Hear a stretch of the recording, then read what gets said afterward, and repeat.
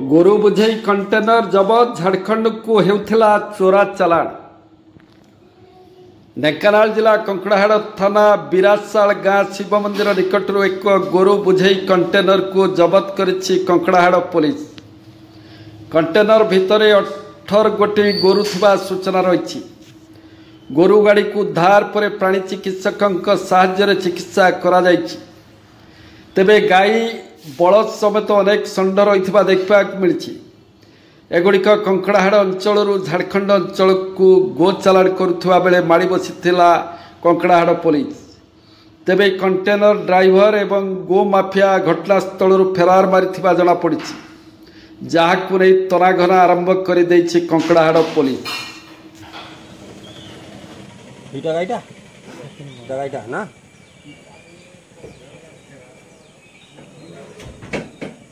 इटा कौन दामुटा ना बलदरा गाईटा दामुटा तो बोधे देख रे कोटा इटा दामुटा कलाटा